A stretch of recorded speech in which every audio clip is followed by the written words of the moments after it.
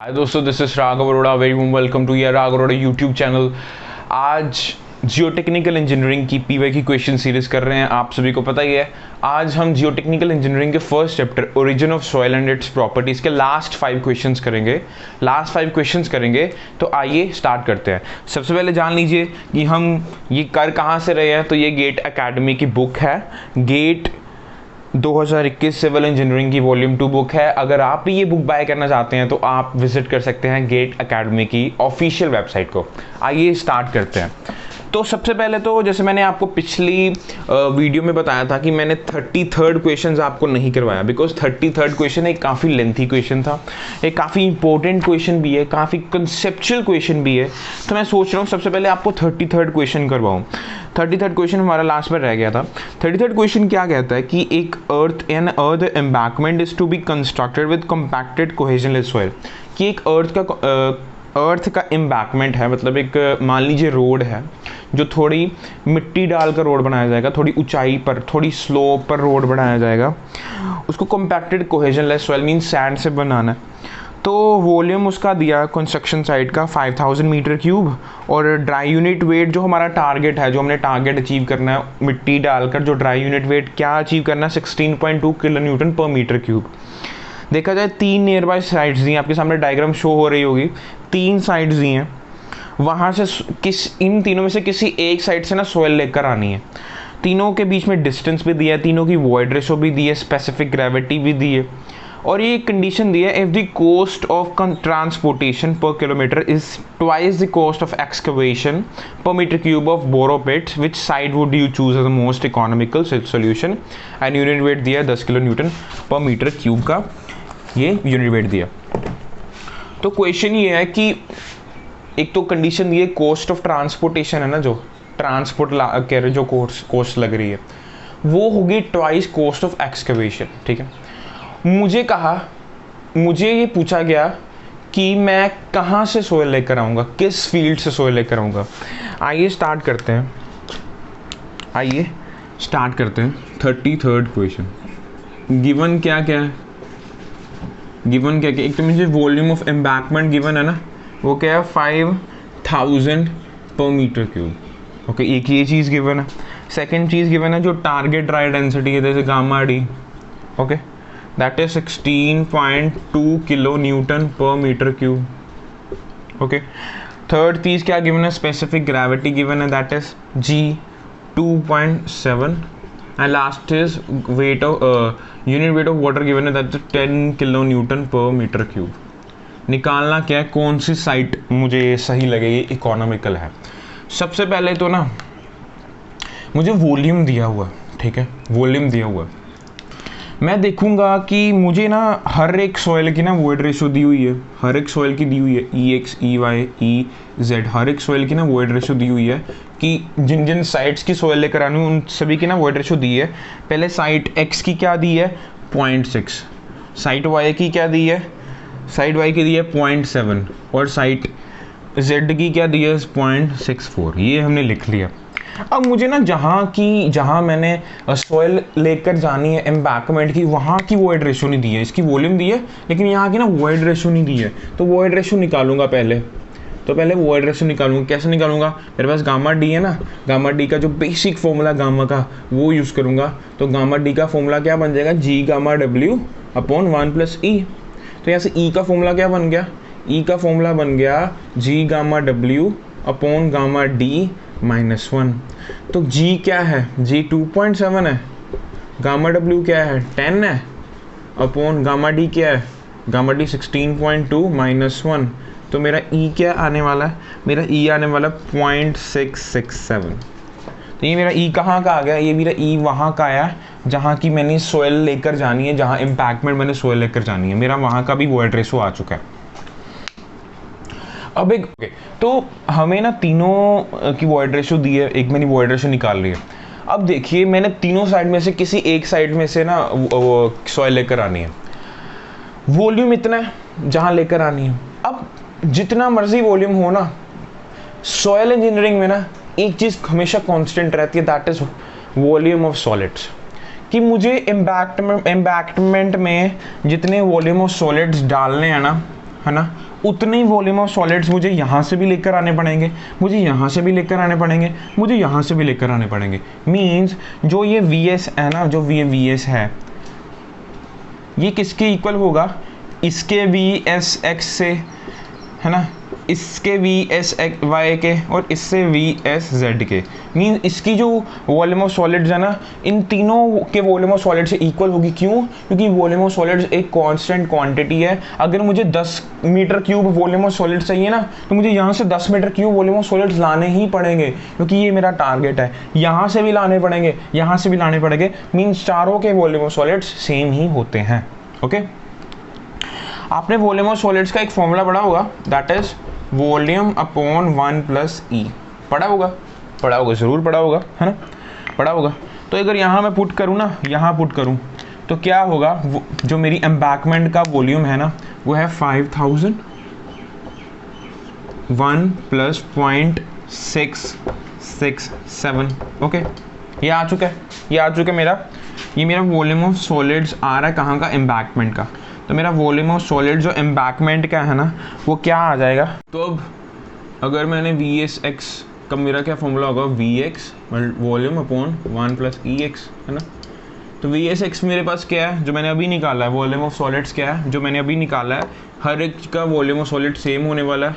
तो क्या आ जाएगा? 299.4 is equal to VX upon 1 plus 0.6। Okay, तो यहाँ से मेरा VX क्या आ जाएगा? यहाँ से मेरा जो VX आने वाला है that is 800 metre cube. Similarly same फॉर्मूले से मैं क्या करूँगा? यहाँ VY पुट कर दूँगा और यहाँ VY पुट ऐसे कर दूँगा। ठीक है, ये तो सेम ही होने वाला, बस नीचे वाली ना वॉइड रेशो बदलने वाली है, दैट इज सेकंड के लिए क्या है? 0.7। तो मेरा VY क्या आ जाएगा? VY आने वाला 5100 मीटर क्यूब। सिमिलरली VZ क्या आ जाएगा? VZ आने वाला 5920 मीटर क्यूब। ओके, ये आपके पास ना, ये जो आपके पास आया, ये क्या है? ये है कि मैं X साइड से कितना वॉल्यूम ऑफ सॉइल लेके जाऊंगा, मैं Y साइड से कितना वॉल्यूम ऑफ सॉइल लेके जाऊंगा, मैं Z साइड से कितना वॉल्यूम ऑफ सॉइल लेकर जाऊंगा। आगे मैंने आखिरकार निकालना क्या? मैंने निकालना था कि मेरी जो इकोनॉमी है ना, इकोनॉमी वो क्या होगी, किस साइड से मेरी ज़्यादा इकोनॉमी निकलने वाली है, तो मुझे ना, मैं सीधा इकोनॉमी पहले PX की निकालूंगा, फिर PY की निकालूंगा, फिर PZ की निकालूंगा। मुझे एक कंडीशन गिवन है कि जो कॉस्ट ऑफ ट्रांसपोर्टेशन गिवन है ना, जो कॉस्ट ऑफ ट्रांसपोर्टेशन है वो ट्वाइस है कॉस्ट ऑफ एक्सकवेशन से, कि अगर तो मेरा कॉस्ट ऑफ एक्सकवेशन T होगा तो मेरा ट्रांसपोर्टेशन क्या होगा? 2T होगा। तो अब निकालते हैं PX में कॉस्ट ऑफ एक्सकवेशन कितनी है, कितनी सॉइल निकालनी है? हर 4800 multiply cost of excavation T plus cost of transportation 2T, और इसमें कितना डिस्टेंस हम कवर कर रहे हैं? That is 140। ये डिस्टेंस कवर कर रहे हैं। तो जब इसको सोल्व किया गया ना, तो आया 5080T। ये रुपीज़ में है, ठीक है, ये रुपीज़ में है। सेकंड में कितना है? 5100T plus 2T। डिस्टेंस कितना है? डिस्टेंस है 80। तो आंसर क्या आया? आंसर आया मेरे पास 5260T। लास्ट में क्या है? 4920T प्लस 2T, यहाँ आ जाएगा 100। तो मेरा आंसर आएगा 5120। ओके, अब देखिए सबसे बड़ा कौन सा है? सबसे ज़्यादा कॉस्ट किस में लग रही है? सबसे ज़्यादा जो कॉस्ट लग रही है ना, वो लग रही है PY में। मीन्स ये बिल्कुल भी इकोनॉमिकल नहीं है। उससे कम लग रही है 5120 में, ये सेकंड इकोनॉमिकल है। सबसे कम कॉस्ट किस में लग रही है? 508080 PX में। तो मेरा आंसर क्या होने वाला? PX। मेरा आंसर क्या होने वाला? PX। तो ऑप्शन कौन सा है? ऑप्शन है A। नेक्स्ट क्वेश्चन है 36 क्वेश्चन। मैंने 33rd क्वेश्चन करवा दिया। 36 क्वेश्चन की बात करने जा रहा हूँ, आपकी स्क्रीन पर है। स्क्रीन में मुझे क्या कह रहा है, मुझे ना 2 ग्रुप्स दिए, एक ये ग्रुप दिया, एक वो ग्रुप दिया है। मुझे कहा गया कि ग्रुप को आपस में जोड़ो, जैसे कॉलम्स हम जोड़ते थे ना बचपन में, तो वैसे जोड़ना। पहला क्या है, पी क्या दिया हुआ है, regain of strength with time. इसका क्या आंसर होगा, इसका 4 ऑप्शन में से क्या आंसर होगा? तो regain of strength with time ये एक ऐसी प्रॉपर्टी है जिसको हम थिक्सोट्रॉपी कहते हैं। तो पी का आंसर है 3rd। थिक्सोट्रॉपी क्या होती है? थिक्सोट्रॉपी वो होती है कि मान लीजिए कि कोई सॉइल है, वहाँ पर ना जेसीबी चला दी गई, वो सॉइल सारी डिस्टर्ब हो गई। अब सॉइल के डिस्टर्ब होने के कारण हो सकता है उसके जो सॉइल सॉलिड्स हो वो डिस्ट्रॉय हो चुके हों, हो सकता है जो उसकी जो सरफेस पे वाटर हो, जो एब्जॉर्ब्ड वाटर होता है वो रीओरिएंट हो चुका हो। इसके कारण क्या होता है, उसकी स्ट्रेंथ खत्म हो जाती है, स्ट्रेंथ काफ़ी कम हो जाती है। क्यों? क्योंकि सॉइल डिस्टर्ब हो चुकी है। अब बट जो स्ट्रेंथ काफ़ी कम हो गई, तो फिर इंजीनियर्स क्या करते हैं, इंजीनियर्स करते हैं उस सॉइल को वैसे छोड़ देते हैं कुछ सालों के लिए या कुछ टाइम के लिए। तो जब कुछ टाइम के बाद आकर उसकी स्ट्रेंथ चेक करते हैं ना, तो उसकी स्ट्रेंथ रीगेन हुई होती है। मीन्स ये कौन सी प्रॉपर्टी है सॉइल की, दिस इज कॉल्ड थिक्सोट्रॉपी, कि जब हम अनडिस्टर्ब सॉइल को कुछ समय के लिए छोड़ देते हैं तो उसकी जो स्ट्रेंथ दोबारा रीगेन हो जाती है। This property is called thixotropy. तो पी का आंसर है 3। पी का आंसर है 3। तो अगर आप ऑप्शन देखेंगे ना, तो ऑप्शन बी या सी में से होगा, क्योंकि पी मुझे 3 मिल रहा है इन दोनों ऑप्शन में से। सेकंड बात करूंगा, loss of strength due to cyclic loading. ये क्या होता है? पहले तो इसका जवाब समझ लेना। इसका जवाब है लिक्विफेक्शन। लॉस ऑफ स्ट्रेंथ कि मेरी जो सॉइल की जो स्ट्रेंथ लूज हुई है due to cyclic loading, due to वो लोडिंग जो बार बार आ रहा है। ये कब होता है? ये होता है जब लिक्विफेक्शन होती है। लिक्विफेक्शन कब होती है? ये लिक्विफेक्शन एक ऐसा प्रोसेस है जो होता है केवल और केवल सैचुरेटेड सॉइल में। इसमें होता क्या है, इसमें जो मेरे सॉइल के पार्टिकल्स हैं, ये ना फ्लूइड बन जाते हैं, फ्लूइड कंडीशन में आ जाते हैं, ये फ्लोट करने शुरू हो जाते हैं।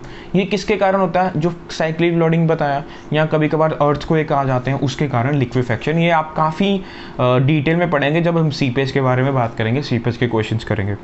अगला है loss of strength due to upward seepage. ये कब होता है? ये होता है बॉइलिंग कंडीशन में।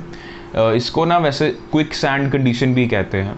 इसमें क्या होता है कि पानी अपवर्ड सीपेज होता है। इसके मैं एक बार आपको थ्योरी बोल देता हूँ जो गेट अकेडमी ने लिखी हुई है कि boiling is a condition of flow in which a vertical upward seepage flow causes floating condition of particle. कि जब नीचे से पानी ना ऊपर की तरफ आता है तो क्या होता है, जो मेरे सॉइल के पार्टिकल्स हैं फ्लोट होने शुरू हो जाते हैं, जिसके कारण क्या होता है, उसकी सारी स्ट्रेंथ खत्म हो जाती है, उसकी बेयरिंग कैपेसिटी खत्म हो जाती है। तो ये क्विक सैंड कंडीशन हमारे लिए बिल्कुल ठीक नहीं है। आगे लास्ट बात करेंगे loss of strength due to remoulding, that is called sensitivity. कि क्या होता है कि मान लीजिए मेरी कोई सॉइल है, मैंने जैसे अभी भी बताया कि कोई रीमोल्ड कर दी, मतलब डिस्टर्ब कर दी सॉइल, उसके कारण जो स्ट्रेंथ लूज हो गई। क्यों लूज हुई? 2 कारण है, या तो एब्जॉर्ब्ड वाटर का रीओरिएंटेशन, या सॉइल के जो सॉलिड वो डिस्ट्रॉय हो जाए। तो ये प्रॉपर्टी कौन सी है? सेंसिटिव। तो मेरा ऑप्शन क्या होगा? मेरा ऑप्शन क्या होने वाला है? पी मेरा है थिक्सोट्रॉपी मीन्स P3, क्यू मेरा है लिक्विफेक्शन मीन्स Q2। तो मेरा सी आंसर है, आपके सामने सी आंसर है। तो सेंसिटिविटी के लिए एक नोट लिखवाया गया गेट अकेडमी ने। वो नोट क्या है कि जो मेरी क्ले होती है ना, उसकी सेंसिटिविटी होती है 8 से भी ज़्यादा। मीन्स इसको ना बड़ी केयर से कंस्ट्रक्शन में यूज़ करना मेरे दोस्तों। आगे बात करते हैं 38th क्वेश्चन की। 38th क्वेश्चन मुझे क्या कहता है कि laboratory test on a soil sample leads the following result. Natural moisture content दिया 18%, लिक्विड लिमिट दिया 60%, प्लास्टिक लिमिट दिए 25%, क्ले साइज फ्रैक्शन दिए 25%। लिक्विडिटी इंडेक्स निकालना और एक्टिविटी निकालनी है। तो ये कैसे निकालूंगा? सबसे पहले ये क्वेश्चन कौन सा कर रहा हूँ? ये क्वेश्चन मैं कर रहा हूँ 38th क्वेश्चन। ये मैं 38th क्वेश्चन कर रहा हूँ। मैंने निकालना क्या? Liquidity index and activity. Activity का फॉर्मूला क्या है? Plasticity index upon clay size fraction. Liquidity index का फॉर्मूला क्या है? लिक्विडिटी इंडेक्स का फॉर्मूला क्या है? Natural water content minus plastic limit upon plastic limit minus liquid limit. Okay, ये थोड़ा फॉर्मूला मैंने इधर गलत बोल दिया। यहाँ आएगा क्योंकि हमारी लिक्विड लिमिट प्लास्टिक लिमिट से भी बड़ी होती है, इसके कारण liquid limit minus plastic limit. Okay, तो नेचुरल वाटर कंटेंट कितना गिवन है? नेचुरल वाटर कंटेंट हमें जो गिवन है ना, दैट इज W क्या गिवन है? W जो नेचुरल वाटर कंटेंट है दैट इज 18%। लिक्विड लिमिट क्या गिवन है? 60%। और प्लास्टिक लिमिट क्या गिवन है? 25%। ओके, तो यहाँ मैं पुट करने जा रहा हूँ, यहाँ पुट करने जा रहा हूँ W 18 minus plastic limit 25 upon 60 minus 25। तो मेरा लिक्विडिटी इंडेक्स क्या आएगा? मेरा लिक्विडिटी जो इंडेक्स आ रहा है that is 0.2। Okay, that is 0.2। ये समझ लेना इस बात को। ये मेरा आंसर क्या आ रहा है? ये मेरा आंसर आ रहा है 0.2। ठीक है, 0.2। आगे बात करता हूँ, मैंने एक्टिविटी निकालनी है, एक्टिविटी का फॉर्मूला मैंने लिखा हुआ है। तो क्या होगा? आईपी क्या है? आईपी क्या है? आईपी होता है liquid limit minus plastic limit, okay, upon clay size fraction. Liquid limit क्या है? 60 माइनस 25। क्ले साइज फ्रैक्शन क्या है? क्ले साइज फ्रैक्शन में मुझे गिवन है, मुझे क्या गिवन है? 0.25 या 25%। तो ये गिवन है, तो मैं सीधा यहाँ 25 पुट करूँगा। तो मेरा आंसर क्या आने वाला है? मेरा आंसर क्या आने वाला है? मेरा आंसर आने वाला है 1.4। तो ये क्या ऑप्शन होने वाला है? तो क्या ऑप्शन होने वाला है? सबसे पहले ये मैंने निकाला लिक्विडिटी इंडेक्स, आफ्टर दैट मैंने एक्टिविटी निकाला। तो मेरा ऑप्शन क्या आएगा? मेरा ऑप्शन आएगा ए आंसर मेरा बिल्कुल ठीक है, ए आंसर मेरा बिल्कुल ठीक है। आगे बात करते हैं, सीधा बात करूँगा। काफ़ी स्पीड में हम क्वेश्चंस कर रहे हैं, मैं चाहता हूँ आपकी स्पीड बन जानी चाहिए, क्योंकि पहला चैप्टर पूरा कंप्लीट कर चुके हैं। कल से सॉइल क्लासिफिकेशन स्टार्ट करेंगे, तो पेन कॉपी लेकर रखिया करिए मेरे दोस्तों। आगे क्वेश्चन है, in shrinkage limit test the volume and mass of a dry soil pat are found to be 50 centimetre cube. Shrinkage limit test किया गया, वॉल्यूम दी गई 50 मीटर क्यूब, मास भी दिया गया 88 ग्राम, स्पेसिफिक ग्रेविटी वो सॉलिड्स दी गई 2.71, डेंसिटी वाटर दी गई 1 ग्राम। श्रिंकेज लिमिट निकालना है, किस में निकालना है? परसेंटेज में निकालना है। श्रिंकेज लिमिट परसेंटेज में निकालना है। पहले रब कर देता हूँ अच्छे तरीके से, फिर मैं एक एक करके बात करूँगा कि मुझे क्या क्या गिवन है, क्या क्या निकालना है। तो आगे बात करते हैं 39th क्वेश्चन की। शायद मेरे पेन की इंक ख़त्म होने वाली है, बट हाँ मैं ये क्वेश्चन ज़रूर करवा के जाऊँगा आप सभी को। मेरा मास क्या गिवन है? मेरा मास क्या है? 88 ग्राम। मेरी वॉल्यूम क्या गिवन है? मेरी वॉल्यूम है, मेरी जो वॉल्यूम मुझे दी हुई है दैट इज़ 50 सेंटीमीटर क्यूब, और मुझे स्पेसिफिक ग्रेविटी दी है दैट इज़ 2.71, और मुझे डेंसिटी ऑफ वाटर दी है दैट इज़ 1 ग्राम। मुझे निकालना है श्रिंकेज लिमिट। तो श्रिंकेज लिमिट का ना एक फॉर्मूला सीधा ही बता देता हूँ। श्रिंकेज लिमिट का ना एक फॉर्मूला बता देता हूँ। जब ये तभी फॉर्मूला ही होगा जब स्पेसिफिक ग्रेविटी दी होगी, 1/gm माइनस 1/g। जी क्या? स्पेसिफिक ग्रेविटी ऑफ सॉलिड जो मुझे गिवन है। gm क्या है? मास स्पेसिफिक ग्रेविटी। वो कैसे निकालना gm कैसे निकालूंगा? gm होता क्या है? डेंसिटी अपॉन डेंसिटी ऑफ जो भी मेरे पास गिवन है सॉइल, उसकी density upon density of water, है ना। डेंसिटी मुझे क्या है? डेंसिटी क्या होती है? Mass upon volume. तो मास क्या है? 88 अपॉन वॉल्यूम क्या है? 50। तो डेंसिटी ऑफ वाटर क्या दी है? 1। मेरा gm क्या आने वाला है? gm मेरा क्या आने वाला है? gm मेरा आने वाला है 1.76। सीधा यहाँ पुट कर दूंगा 1.76 माइनस 1.271। तो मेरा क्या आंसर आने वाला है? 1/1.76।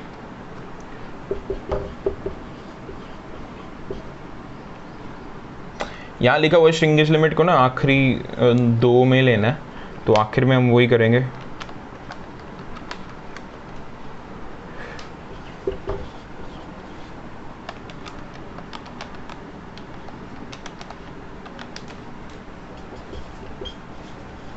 मेरा आंसर है 0.99। तो अगर ऑप्शंस देखें ना, जाकर ऑप्शंस देख लेना, तो वहाँ लिखा है श्रिंकेज लिमिट के ना इन परसेंट में लेना है अप टू 2 डेसिमल्स तक। तो मेरा ऑप्शन जो आएगा दैट इज 19.92%। ऑप्शन नहीं गिवन है, सीधा ब्लैंक्स गिवन है 1 मार्क्स में। तो ये मेरा आंसर आने वाला 19.92%, तो ये आंसर है। 40th क्वेश्चन है, box measuring 50 into 50 into 50 centimetre is filled to the top with dry coarse aggregate of mass 187.5। एक बॉक्स है, उसकी वॉल्यूम दी है, height breadth and height length दी है, वो कहा गया ड्राई कोर्स एग्रीगेट मास से फिल किया हो गया, सूखे एग्रीगेट से फिल किया हुआ है। वो जिस सूखे एग्रीगेट का मास है 187.5 kg। वाटर एब्जॉर्प्शन दी हुई है 0.5%, उसकी जो वाटर एब्जॉर्प्शन की जो कैपेसिटी है ना 0.5% है। स्पेसिफिक ग्रेविटी दी है 2.5। मुझे नहीं बताना है, मुझे बताना है कि मुझे इस पूरे बॉक्स को ना कितना पानी चाहिए जिससे मैं उसको भर सकूं, कितना पानी चाहिए। सीधी पहली बात करते हैं। एक मैंने आपको बताना भूल गया एक चीज़ को, कि जो मैं एक क्वेश्चन मैंने आपको नहीं करवाया, वो कौन सा 37, बिकॉज 37 क्वेश्चन ना हाईवे मटेरियल्स एंड एग्रीगेट, वो उस चैप्टर से आया, हाईवे मटेरियल्स एंड मेंटेनेंस है। वो क्वेश्चन हम जब हाईवे इंजीनियरिंग के क्वेश्चंस करेंगे वहाँ ज़रूर सॉल्व करेंगे। ये गलती से उन्होंने जियो टेक्निकल में डाल दिए, तो ये बात का हम ध्यान रखेंगे कि मैंने आपको 37 क्वेश्चन नहीं करवाया। आज करूँगा 40th क्वेश्चन की बात कर रहा हूँ। तो मुझे गिवन क्या है, मुझे गिवन है, पहले तो वॉल्यूम निकाल लेता हूँ ना। मुझे हाइट एंड ब्रेथ गिवन है ना बॉक्स की, एंड लेंथ गिवन है, तो वॉल्यूम ऑफ बॉक्स मेरा क्या आने वाला है 50 into 50 into 50 metre cube. Okay, ये सेंटीमीटर में, तो ये सेंटीमीटर क्यूब में था, तो इसका आंसर आएगा 125,000 सेंटीमीटर क्यूब। अगर मीटर क्यूब में लिखना चाहता हूँ 0.125 मीटर क्यूब। ये मेरा वॉल्यूम ऑफ बॉक्स आ गया। और मुझे क्या क्या गिवन है, एक तो मुझे ना मास ऑफ मेरा ड्राई कोर्स एग्रीगेट गिवन है, दैट इज MCA, इसको डिनोट कर देता हूँ 187.5 kg। एक वाटर एब्जॉर्प्शन कैपेसिटी गिवन है, that is 0.5%। Okay, and specific gravity of aggregate that is 2.5। निकालना क्या है, इस पूरे बक्से में जितने एग्रीगेट पड़े हैं वो पड़े रहने देने हैं। इसमें निकालना है कि कितना पानी डलने वाला है, अब वॉल्यूम ऑफ बॉक्स ये है, मैं निकालूंगा पहले वॉल्यूम ऑफ एग्रीगेट कितना है। मास गिवन है ना, वॉल्यूम ऑफ एग्रीगेट कितना है, तो ये कैसे निकालूंगा, ये निकालूंगा MCA/GA × 100। अब आप में से कई लोग क्वेश्चन करेंगे कि ये सर ये फॉर्मूला कहाँ से आया, तो ये फॉर्मूला मैंने यार सिर्फ इस GA की हेल्प से निकाला है। GA मेरे पास क्या होता है, density of aggregate upon density of water, है ना। डेंसिटी क्या होगा, मास अपॉन वॉल्यूम। तो डेंसिटी ऑफ वाटर मुझे पास 1000 होता है, तो वॉल्यूम को जब मैं इधर भेजूंगा ना इसकी जगह, तो क्या आएगा MA/GA × 1000। तो यही तो है। तो यहाँ सीधा पुट कर दूंगा। मेरे मार्कर्स लाइट हो रहे हैं बिकॉज आज ख़त्म होने वाला है, तो अभी कल को इसको दोबारा से रिफिल करेंगे या नए ले लेंगे। मास भर दिया, GA क्या गिवन है 2.5 × 100। तो मेरा VA क्या आने वाला है, VA आने वाला है 0.075 मीटर क्यूब। ये मेरा क्या आया, वॉल्यूम ऑफ एग्रीगेट आ गया। निकालना क्या था, मुझे निकालना कि वाटर कितना अब्जॉर्ब होने वाला है। ठीक है, ये चीज़ निकालनी है ना। वाटर कहाँ अब्जॉर्ब होगा, जब हम सॉइल में वाटर डालते हैं वो कहाँ अब्जॉर्ब होता है। एक तो जो सॉइल उसको अब्जॉर्ब कर लेती है, दूसरा वो वॉइड्स में जाता है। दूसरा कहाँ जाता है, वॉइड्स में जाता है। ठीक है, वॉइड्स में जाता है।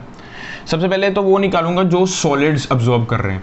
तो वॉल्यूम ऑफ एग्रीगेट इतना है, तो वाटर एब्जॉर्ब्ड